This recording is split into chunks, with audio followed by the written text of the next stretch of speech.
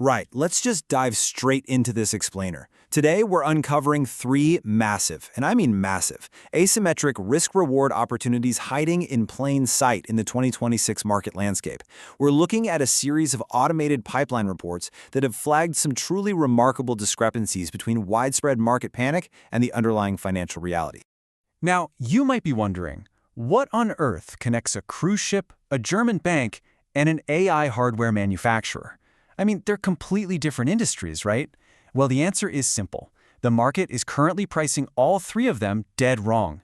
We're talking about massive disconnects where the general perception of risk totally outweighs the actual hard data. So here's our game plan for today's case study. We'll quickly define what we mean by deep value. Then we'll look at Carnival's cruise comeback, check out Deutsche Bank's turnaround, dive into SMCI as a hidden AI winner, and wrap it all up with the risks and the bottom line. All right, Section 1. What is deep value, or how to find asymmetric risk and reward in the 2026 market? Before we get into the weeds, let's get on the same page. When we say deep value, we're looking for situations where the market's fear is just completely, totally disconnected from the actual data and cash flows. We aren't just looking for standard value stocks here. We want extreme pessimism. It's kind of like buying a crisp dollar bill for 50 cents just because everyone else is freaking out over a tiny little wrinkle in the corner. We are explicitly targeting companies with strong balance sheets and undeniable growth catalysts that the broader market has fundamentally misunderstood. Moving right along to Section 2, Carnival's cruise comeback, where we'll look at perception versus reality. Okay, look at this, a 0.06 PEG ratio. This jaw-dropping number is the absolute perfect example of a market misunderstanding. If you follow PEG ratios, you know anything under a 1.0 is a discount. But 0.06? That is just extreme. It illustrates that the market is pricing in effectively zero growth for Carnival. But here's the reality. Carnival is actually on a trajectory to grow its earnings by nearly 60%. The market just sees this debt-burdened pandemic victim, but the data actually shows a lean, highly profitable cash machine. And the catalysts backing this up are huge. The cruise industry has entirely recovered, and Carnival's pricing power is really flexing. Their 2026 yields are up 12% compared to 2019.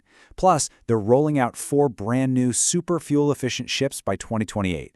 But the real kicker here is the aggressive deleveraging.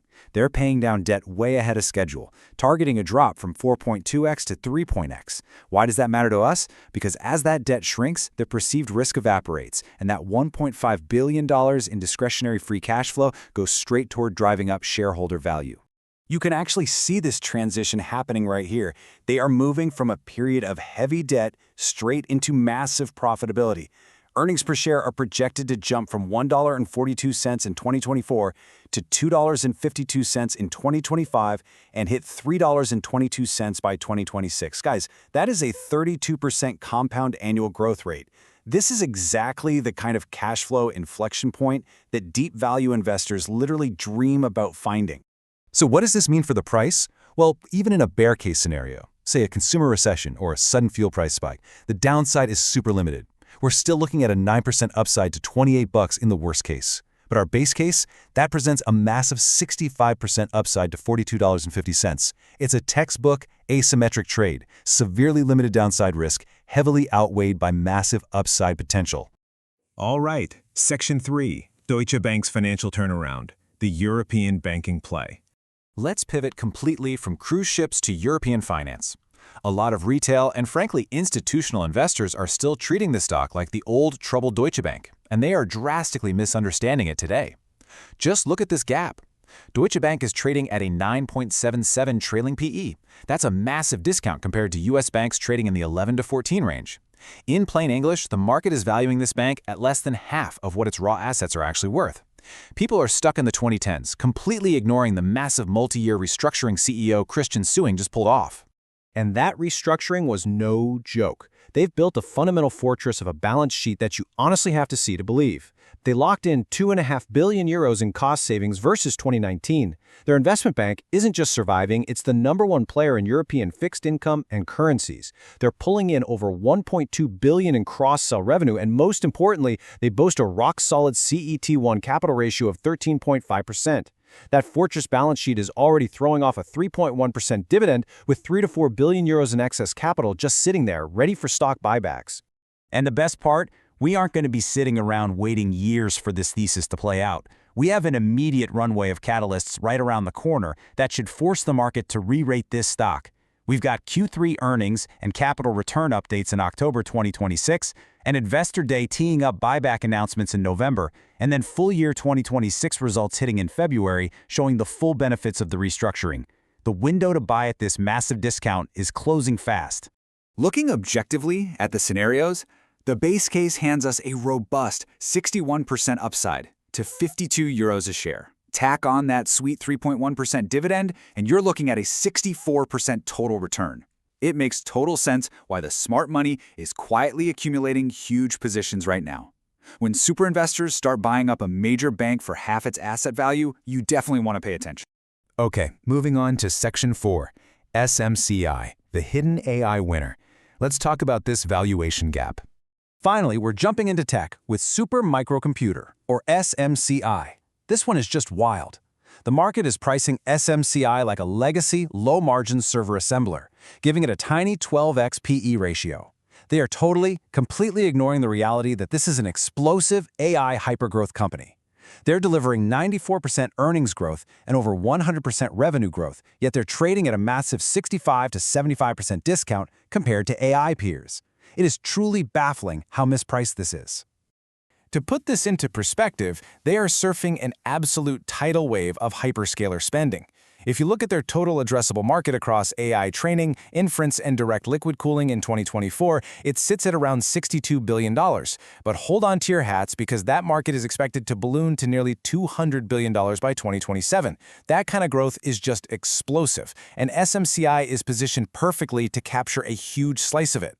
Why? Because of their unmatched competitive moats. Thanks to their modular architecture, they are the exclusive liquid-cooled rack partner for NVIDIA's Blackwell platform. They practically own direct liquid cooling with over 90% market share. And this is absolutely crucial, guys, because these next-gen AI chips run so incredibly hot, they will literally melt without advanced liquid cooling. Add in a crazy fast 2 to 3 month time to market compared to the industry standard of 6 to 12 months, and you can see why they're light years ahead of legacy competitors like Dell and HPE. Because the market just hasn't adjusted its multiple yet, our base case here offers a staggering 105% return, purely based on waiting for the market to wake up to their undeniable cash flow inflection. Even if we just rate them at a strictly average AI multiple, the upside is astronomical. It is literally an AI hypergrowth engine sitting in the discount aisle. Insane. All right, Section 5. Risks and the bottom line. Let's look at the aggregate risks and upside across the board. Now we've covered a ton of ground here, but as an impartial guide, I gotta point out that no stock is entirely without risk. For Carnival, the big threats are macroeconomic shifts like consumer recessions or fuel spikes, though they do have 60% of their fuel hedged. For Deutsche Bank, it's aggressive ECB rate cuts or the usual cyclicality of investment banking. And for SMCI, you've got potential accounting concerns or a slowdown in AI capex, but they've brought on BDO as their new auditor and hold massive long-term hyperscaler contracts to mitigate that. But what we're seeing across all three of these companies is a proven, repeatable playbook for asymmetric upside. Step 1, identify extreme market pessimism that totally contradicts the company's underlying financial health. Step 2, confirm imminent growth catalysts and strong free cash flow. And Step 3, simply wait for the inevitable multiple re-rating to fair value. Those resilient cash flows will ultimately force the market to wake up and correct these valuation gaps. So I'll leave you with this question. The market right now is completely distracted by ghosts of the past, while the actual data is screaming about a highly profitable future. Whether you lean toward the cruise comeback, the banking turnaround, or the hidden AI winner, which of these mispriced gems offers the best asymmetric risk-reward for your own strategy? And more importantly, which one are you bold enough to capitalize on before the rest of the world finally catches on? All information provided is for educational purposes only. Always consult with a qualified financial advisor before making any investment decisions. Thank you for watching. Please like and subscribe to our channel.